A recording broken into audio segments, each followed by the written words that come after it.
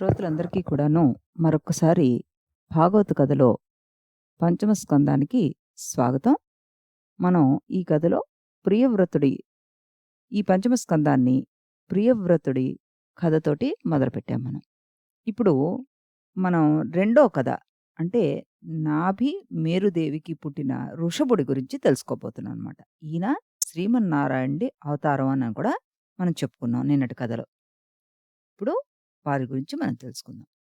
సుఖమహర్షి ఈ పరీక్షిత్తు మహారాజుతోటి భాగవత పురాణాన్ని చెప్తున్నాడు అన్న సంగతి మనకు తెలుసు కదా. మహారాజా, శ్రీహరి నాభికి వృషభుడు అనే పేరుతోటి కుమారుడుగా జన్మించాడని చెప్పాను కదా. ఆ కుమారుడు పుట్టినప్పుడు అతని పాదాల్లో భగవంతుని లక్షణాలు కనిపించాయి. ఆ కుమారుని చూసిన బ్రాహ్మణులు ఇతడు భూమండలాన్ని పరిపాలిస్తాడు అని పలికారు. నాభి ఆ కుమారునికి ఋషభుడు అని పేరు పెట్టుకున్నాడనమాట. ఈ ఋషభుడు దినదిన ప్రవృద్ధమానంగా పెరుగుతున్నాడు. ఆ ఋషభుడు సత్వగుణం కలిగినవాడు, మంచి తేజస్సు కలవాడు, వీర్యవంతుడు. కొంతకాలంలో మంచి కీర్తి గడించాడనమాట. ఎల్లప్పుడూ ఆయన ఉత్సాహంగా ఉంటూ ఉండేవాట. ఋషభుని ఐశ్వర్యం వైభవాన్ని చూసిన ఇంద్రుడు ఈర్ష్యపడ్డాడు. అతని రాజ్యంలో వర్షాలు కురిపించలేదు. అప్పుడు ఋషభుడు తన శక్తితోటి వర్షాలను కురిపించేశాట. కుమారుడి శక్తి, కీర్తిని, గుణగణాన్ని చూసిన నాభి పారవశుడైపోయాడు. నాభి రాజ్యంలో ప్రజలు, మంత్రులు, సామంతులు ఋషభుడు రాజు కావాలని కోరుకున్నారు. అది తెలుసుకున్నాడు నాభి. వారి కోరిక ప్రకారం నాభి తన కుమారుణ్ణి రాజ్యాభిషిక్తుణ్ణి చేసేశాడు. తర్వాత నాభి తన మేరుదేవితో సహా బద్రికా ఆశ్రమానికి వెళ్ళిపోయాడనమాట. అక్కడ నరనారాయణుల గురించి తపస్సు చేసి వైకుంఠానికి చేరుకున్నాడు. పరీక్షిత్ మహారాజా, ఈ నాభి గురించి మునులు ఇలా కీర్తిస్తారు, విను, నేను కూడా చెప్తాను నీకు అంటూ ఆయన చెప్తున్నారు సుఖమహర్షి. ఏమని? నాభి మాదిరి బ్రాహ్మణులను పూజించేవాడు ఈ లోకంలో మరొకడు లేడు. ఆ కారణం చేతనే ఋత్విక్కులు యజ్ఞం చేసి శ్రీహరిని ప్రత్యక్షం చేసుకున్నారు. నాభికి పుత్ర సంతానం కలిగేట్టుగా చేశారు. సాక్షాత్తు శ్రీహరి అంశతోటే ఋషభుడు జన్మించాడు. తన తండ్రి అయిన నాభి బద్రికాశ్రమానికి వెళ్ళి పరమపదించిన తర్వాత ఋషభుడు అజనాఖాండము అనే రాజ్యాన్ని జనరంజకంగా పరిపాలించసాగాడు. గృహస్థాశ్రమాన్ని స్వీకరించి జయంతి అనే కన్యను వివాహం చేసుకున్నాడు. ఆమె వల్ల 100 మంది కుమారులను కూడా ఆయన పొందగలిగాట. ఆ కుమారుల్లో పెద్దవాడు భరతుడు. ఆయన పేరు మీదే భారతవర్షం అనే పేరు వచ్చింది. అదే నేడు భారతదేశంగా పిలువబడుతోంది. ఆ రోజుల్లో దేశం పేరు అజనాఖండం అన్నమాట. భరతుడి తర్వాత 9 మంది కుమారుల పేర్లు కుశావర్తుడు, ఇలావర్తుడు, బ్రహ్మవర్తుడు, మలయుడు, కేతువు, భద్రసేనుడు, ఇంద్రస్పృక్కు, విదుర్భుడు, కీకటుడు. వీరందరూ 9 మంది. వారి తర్వాత ఇంకా ఉన్నారు. ఎవరు? కవి, హవి, అంతరిక్షుడు, ప్రబుద్ధుడు, పిప్పలాయనుడు, అవిర్హోత్రుడు, ద్రుమిణుడు, చమనుడు, కరభంజరుడు. వీళ్ళు 10 మంది. ఈ 19 మంది, ఈ 9 మంది మహాభాగవతోత్తములు, పైన చెప్పిన 9 మంది. ఆ 9 మంది నిరంతరం వాసుదేవుణ్ణి కీర్తించడం, పూజించడం చేసేవారట. ఇప్పటిదాకా మనం 19 మంది పేర్లు చెప్పుకున్నాం కదా. మిగిలిన 81 మంది కుమారులు కూడా తండ్రి మాటను జవదాటేవారు కాదుట. వేదం చదువుకున్న వాళ్ళు వాళ్ళంతా కూడాను నీతిమంతులు, యజ్ఞయాగాలు చేశారు, సదాచారులు.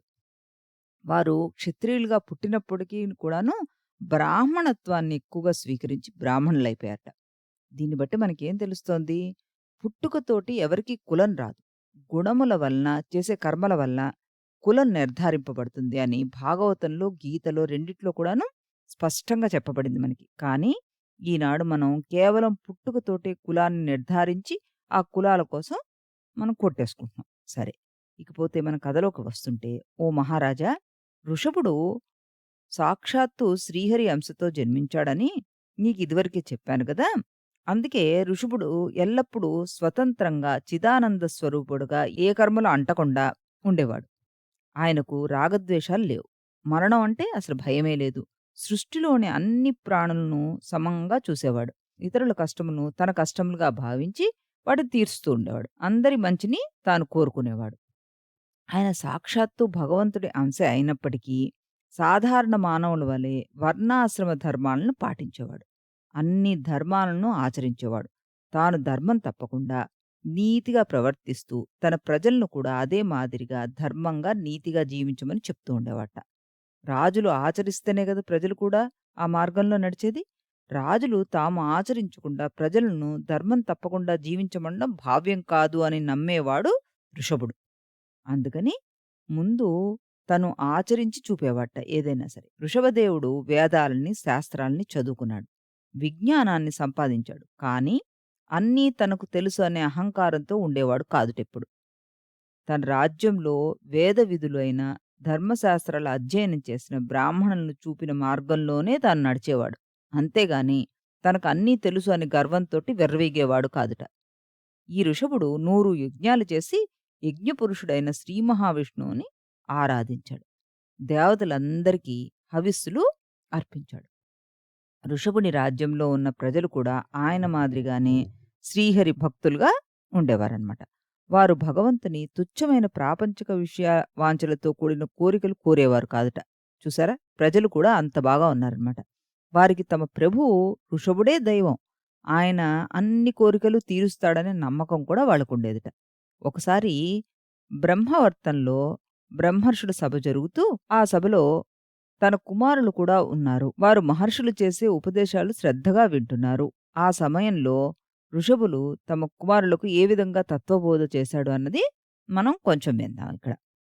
ఋషభుడు తన కుమారులకు అక్కడ చేరిన మునులకు, ఋషులకు, ప్రజలకు ఈ విధంగా బోధించాట. కుమారులారా, ఈ ప్రపంచంలో మనం ఈ దేహాలతో పుట్టాము.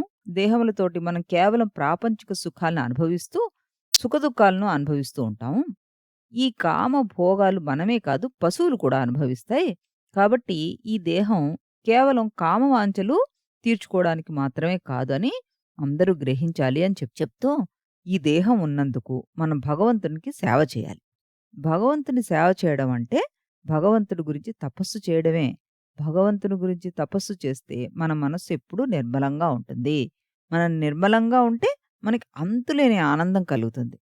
ఆ ఆనందం ప్రపంచంలో దొరికి కామభోగాలు అనుభవించినా కలిగే పరిమితమైన ఆనందం వంటిది కాదది.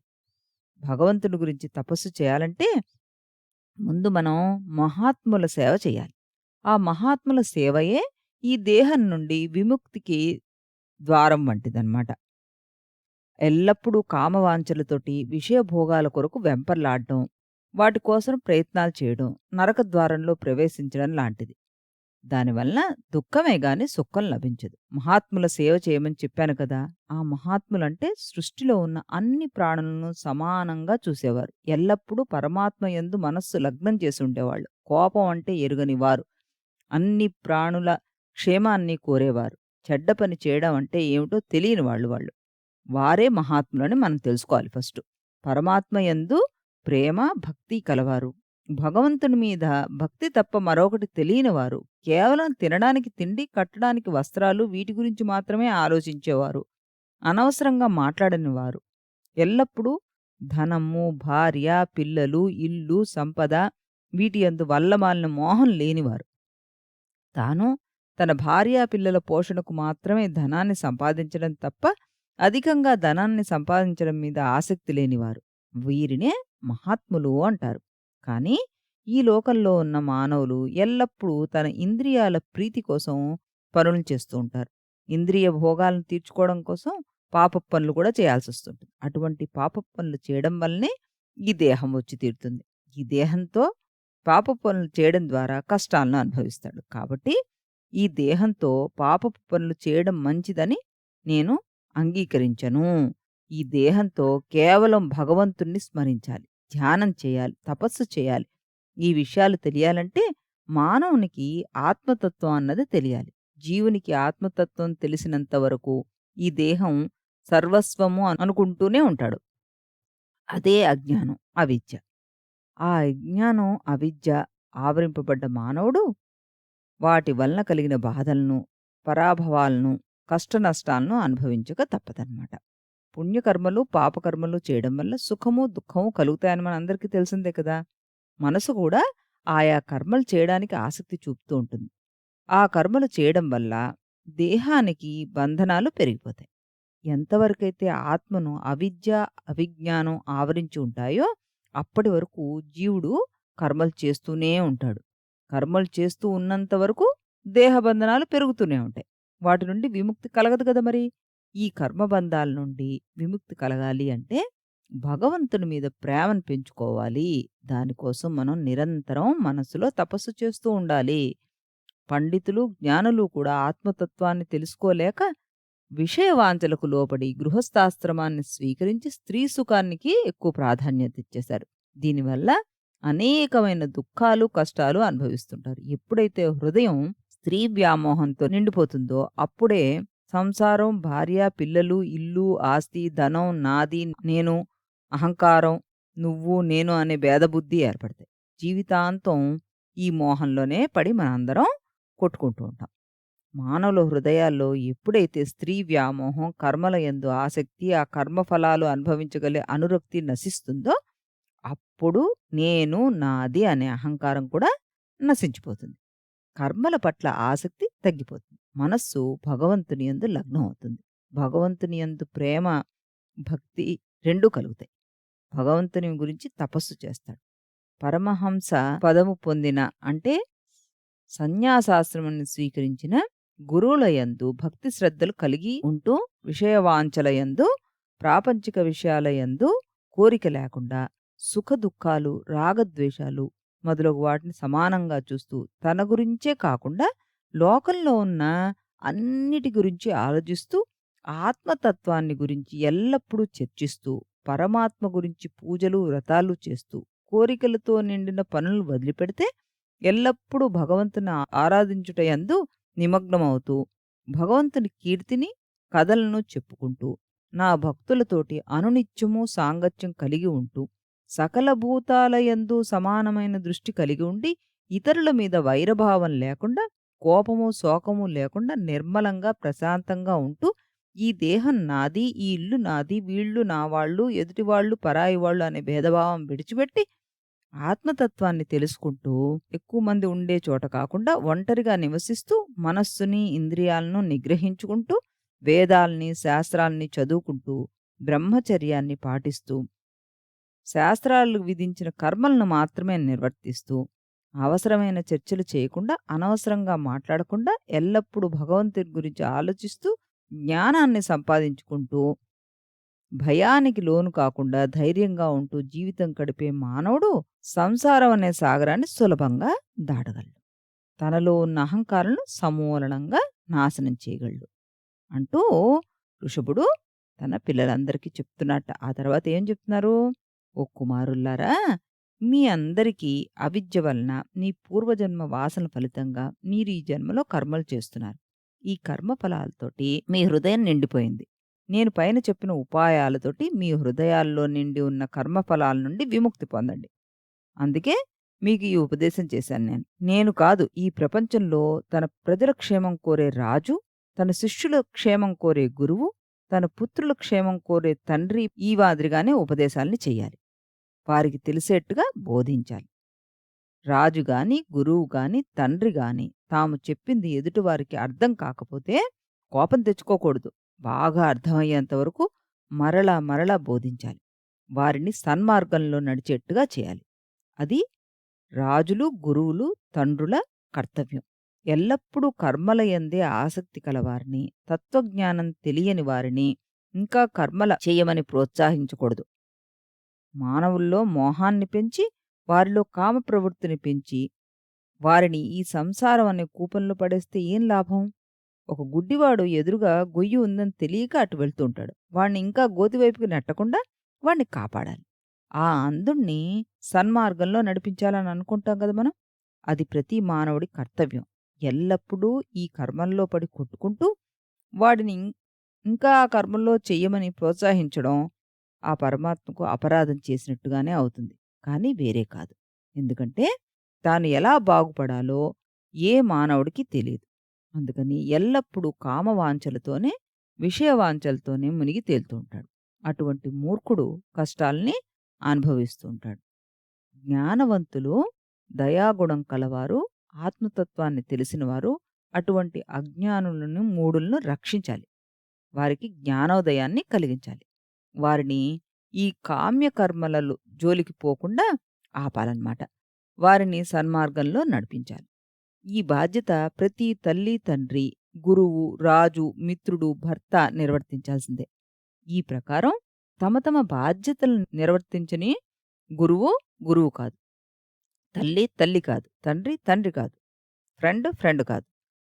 రాజు గూడా రాజు కాదనమాట. అలాగే మానవుల నుండి పూజలు, నైవేద్యాలు అందుకుంటూ, మానవులను సన్మార్గంలో నడిపించలేని వారిలో ఉన్న అజ్ఞానాన్ని, అవిద్యని పోగొట్టలేని దేవుళ్ళు, దేవతలు అసలు దేవుళ్ళే కారు. దేవతలు అసలే కారు.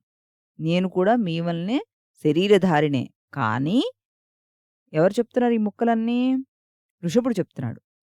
కానీ నేను ఈ శరీరంతో కామ్య కర్మలు చేయడం లేదు. అవసరం ఉన్నంత వరకి కర్మలు చేస్తున్నాను. నా హృదయం అంతా కూడాను సత్వగుణంతోటి నిండి ఉంది. నా హృదయం అంతా పరమాత్మ యందు భక్తితో నిండి ఉంది. నేను ఎల్లప్పుడూ ధర్మాన్నే పాటిస్తాను. అధర్మం నా దరిదాపులకు కూడా రానివ్వను నేను. అందుచేత నన్ను అందరూ వృషభుడు అంటే అర్థమేంటి? శ్రేష్టమైన వాడు అని అర్థం అంటారు అంటూ చెప్తున్నట్ట. ఆ తర్వాత ఇంకా ఏం చెప్తున్నాడాయన? కుమారులారా, ఈ అనంత విశ్వంలో కదలలేనివి, కదిలేవి 2 ఉన్నాయి గదా జాతులు. కదలని వాటిలో వృక్షాలు గొప్పవైతే, కదిలే వాటిలో పాకే జంతువులు గొప్పవి. వాటికంటే పశువులు, పక్షులు గొప్పవి. వాటికంటే మానవులు గొప్పవారు. మానవుల కంటే గంధర్వులు గొప్పవారు. గంధర్వుల కంటే సిద్ధులు గొప్పవారు. వారికంటే అసురులు, వారికంటే దేవతలు గొప్పవారు. దేవతల్లో ఇంద్రుడు గొప్పవాడు. ఇంద్రుని కంటే ప్రజాపతులైన దక్షుడు మొదలైన వారు గొప్పవారు. ఆ ప్రజాపతుల్లో శివుడు గొప్పవాడు. శివుని కంటే కూడాను బ్రహ్మశ్రేష్ఠుడు. ఆ బ్రహ్మ కూడాను వాసుదేవుడి అధీనంలోనే ఉన్నాడు. వాసుదేవుడు ఎల్లప్పుడూ బ్రాహ్మణులను పూజిస్తారు. నేను కూడా బ్రాహ్మణులను దైవ సమానంగా పూజిస్తూ ఉంటాను. ఈ ప్రపంచంలో నేను బ్రాహ్మణులతో సమానంగా ఎవరినీ పరిగణించను. అందుకని నాకు బ్రాహ్మణుల కంటే గొప్పవాడెవరూ కనిపించలేదు. అందుకే బ్రాహ్మణులకు భక్తితో పెట్టిన భోజనం పరమాత్మకు చెందుతుంది. బ్రాహ్మణుడు తింటే పరమాత్మ తిన్నట్టే. యజ్ఞములు, యాగాలు చేసి అగ్నిహోత్రాల్లో హవిస్సులు వేసే కంటే బ్రాహ్మణులకు భోజనం పెట్టడం చాలా ఉత్తమమైనది. వేదాలు అన్నీ పరమాత్మ స్వరూపాలు. బ్రాహ్మణులు వేదాల్ని అధ్యయనం చేస్తారు. అందుకని బ్రాహ్మణులు పరమాత్మ స్వరూపాలు. పుట్టుకతోటి ఎవ్వరూ బ్రాహ్మణులు కారు. బ్రాహ్మణులు అయిన వాళ్ళు ఎలా ఉండాలంటే అంటూ చెప్తున్నారు ఆయన. ఏమని? సత్వగుణం కలిగి ఉండాలి. మనస్సును, ఇంద్రియాలను నిగ్రహించగలిగిన వాళ్ళై ఉండాలి. ఎల్లప్పుడూ సత్యాన్నే పలకాలి. తపస్సు చేసుకుంటూ ఉండాలి. అంటే తపస్సు అంటే జంగల్లో వెళ్ళి చేసేయడం అని కాదు అక్కడ అర్థం. మనసుని నిరంతరం భగవంతుడి మీద పెట్టుంచడం. అందరి మీద దయ కలిగి ఉండాలి. సహనము, ఓర్పు కలిగి ఉండాలి. వేదాలను చదివి అర్థం చేసుకుని ఆచరించే వాళ్ళై ఉండాలి. వీరినే బ్రాహ్మలంటారు. ఇటువంటి గుణాలు కలిగిన బ్రాహ్మణుల కన్నా అధికులు ఎవరుంటారో చెప్పండి? ఆ పరమాత్మ సర్వశక్తిమంతుడు. బ్రహ్మ శివుడి కంటే గొప్పవాడు. స్వర్గము, మోక్షమునకు అధిపతి. అటువంటి పరమాత్మను కూడా బ్రాహ్మణులు అయిన వాళ్ళు ఏమీ కోరుకోరు. ఎందుకంటే వారికి ఎటువంటి కోరికలు ఉండవు. వారికి ఉండేది పరమాత్మ యందు అచంచలమైన నిర్మలమైన భక్తి, శ్రద్ధ. అటువంటి బ్రాహ్మణులకు రాజభోగాలెందుకు? కుమారులారా, కాబట్టి ఈ గుణాలు కలిగిన బ్రాహ్మణులను మీరు సేవించండి. చరాచర జగత్తుకు అధిపతి అయిన పరమాత్మను సేవించినాంటిదే ఇది కూడా. కాబట్టి మీరు కూడా మాత్సర్యము మొదలగు దుర్గుణాలను వదిలిపెట్టి బ్రాహ్మణులను సేవించండి. మీరు పరమాత్మను సేవించిన ఫలితం దక్కుతుంది మీకు. పరమాత్మను సేవించడం వల్ల మానవుల మనసుకు, కళ్ళకు, వాక్కుకు, ఇతర ఇంద్రియాలకు సార్థకత చేకూరుతుంది. ఆ పరమాత్మను సేవించిన మానవుడు ఈ సంసారం నుండి విముక్తి పొందుతాడు అంటూ ఋషభుడు వాళ్ళ పిల్లలందరికీ కూడాను జ్ఞానబోధ చేశాడనమాట. వాళ్ళందరూ కూడాను ఆయన మాటలన్నీ విని జ్ఞానవంతులయ్యారు. అప్పుడు ఋషభుడు తన పెద్ద కుమారుడు పరమ భాగవతోత్తముడు ఎల్లప్పుడూ భగవంతుని సేవించిన వాడైన భరతుణ్ణి ఈ భూమండలాన్ని పరిపాలించడానికి రాజ్యాభిషిక్తుణ్ణి చేశాడనమాట. అప్పటిదాకా తన రాజ్యంలో ఉన్న ప్రజలు, ఋత్విక్కులు తన కుమారులకు జ్ఞానబోధన చేశాడు కదా ఆయన. ఇంకా లోకంలో ఉన్న ప్రజలకు కూడా తాను చైతన్యవంతం చెయ్యాలని అనిపించిందిట ఆయనకి. అందుకని దానికి నిశ్చయించుకొని అన్ని లాంఛనాల్ని, రాజభోగాల్ని అన్నిటినీ కూడాను వదిలిపెట్టేశాడు. ఒంటి మీద సాధారణ వస్త్రాలు ధరించి వెంట్రుకలన్నిటినీ విడబోసేసుకుని తన హృదయంలో ఆహవనీయాగ్నిని నిలుపుకున్నాడాయన. అవధూత వేషంలో తన దేశమైన బ్రహ్మవర్తాన్ని విడిచిపెట్టి వెళ్ళిపోయాడు. జనం మధ్య పిచ్చివాడి వలె, గుడ్డివాని వలె, చెవిటివాడి వలె తిరుగుతూ ఉన్నాడనమాట. ఎవరైనా తనను పలకరిస్తే వారికి సమాధానం గూడా చెప్పడం లేదు. ఎవరితోనూ మాట్లాడడం లేదు. మౌనవ్రతం పట్టి తిరగసాగాడాయన. ఆ ప్రకారంగా ఋషభుడు గ్రామాలు, పట్టణాలు, చిన్న పల్లెలు, అక్కడక్కడ యాత్రికులు బసలు చేసే సత్రాలు, పర్వతాలు, అడవులు, అందులో ఉన్న ఋషి ఆశ్రమాల గుండా ప్రయాణం చేస్తూ ఉన్నాడు. ఆ ప్రకారంగా ఋషభుడు భూమండలం అంతా తిరిగాడనమాట. ఋషభుడు స్వతహా క్షత్రియుడు. మంచి అందగాడు. స్ఫురద్రూపి. అటువంటి వాడు అన్నిటినీ వదిలిపెట్టి పిచ్చివాడి వల్లే తిరుగుతున్నాడు. ఆ ప్రకారంగా ఋషభుడు జనంలో తిరుగుతూ ప్రజలందరూ ప్రాపంచిక విషయాల్లో విషయ వాంఛలతోటి మునిగి తేలుతున్నారు. వారికి భగవంతుని మీద ఏమాత్రం భక్తి లేదన్న విషయాన్ని గ్రహించాట. సన్యాసాశ్రమంలో ఎలా ఉండాలో ప్రజలకు తెలియజెప్పాలని తాను సన్యాసిగా మారాడు. ఋషభుడు సాక్షాత్తు వాసుదేవుని అంశతో పుట్టినవాడు. ఆయన ఎప్పుడు కావాలంటే అప్పుడు ముక్తి పొందొచ్చు. ఇంత శ్రమ పడాల్సిన అవసరం లేదు. కానీ లోకంలో ఉన్న ప్రజల్ని ఉద్ధరించాలని తాను సన్యాసిగా, పిచ్చివాడుగా, ఉన్మత్తుడుగా మారాడు. కానీ మనసులో మాత్రం నిరంతరం ఆనందానుభూతులతోనే తేలియాడుతున్నాడు. ఆ ప్రకారంగా సర్వసంగ పరిత్యాగుడై సన్యాసిగా మారిన ఋషభుడు ఆయిచితంగానే అష్టసిద్ధులు వచ్చేసాయనికి. అంటే ఆకాశగమనం, అంతర్విద్య, మనోవేగం, ఒక చోటు నుండి మరొక చోటికి వెళ్ళడం, పరకాయ ప్రవేశం, దూరం నుండి శబ్దాలు వినడం, ఇలాంటి అన్ని విద్యలు ఆయనకి అబ్బేశాయనమాట. కానీ ఋషభుడు ఆ విద్యలను ఎన్నడూ వినియోగించుకోలేదు. అసలు ఆ శక్తులు తనకు ఉన్నాయా అన్నట్టుగా ప్రవర్తించాడు. అప్పుడు మన పరీక్షిత్ మహారాజు ఈ విధంగా అడిగట శుకుడిని, మహర్షి, యోగం అవలంబించడం వల్ల రాగద్వేషాలు నశించి జ్ఞానం వృద్ధి చెందుతుంది. ఆ సమయంలో ఆయాచితంగా కొన్ని సిద్ధులు సంక్రమిస్తాయి. కానీ ఋషభుడు లాంటి యోగులు వాటిని ఎందుకు స్వీకరించలేదు? అవేమీ ఆయనకి దుఃఖాన్ని కలిగించవు గదా అని అడిగట. మంచి ప్రశ్న కదా. అయితే అప్పుడు ఆయన ఇలా చెప్పారు, నీవు పలికింది నిజమే నాయనా. మనసు చాలా చంచలమైనది. యోగులు తమ మనస్సును నమ్మరు. ఎంత గొప్ప మాటో చూడండి. అటువంటి శక్తులు లభించినప్పుడు యోగుల మనస్సు ఏ క్షణంలోనైనా మారవచ్చు. అందుకని ఋషభులు వంటి వారు ఆ శక్తుల్ని స్వీకరించరు. చంచలమైన మనస్సు కలవాళ్ళు ఎవరితోనూ స్నేహం చేయకూడదు. అలా చేస్తే ఆ స్నేహితులకు లొంగిపోయే ప్రమాదం ఉంది. చంచలమైన మనస్సున్న నమ్మిన యోగులు కూడా కామక్రోధ లోభాలకి వసులై భ్రష్టులవుతారు కాబట్టి ఆయన దాన్ని స్వీకరించలేదు. ఆ శక్తిని నమ్మలేదు. తుదకి ఆయన కొన్ని రోజుల తర్వాత తన ప్రాణాన్ని విడిచిపెట్టారనమాట.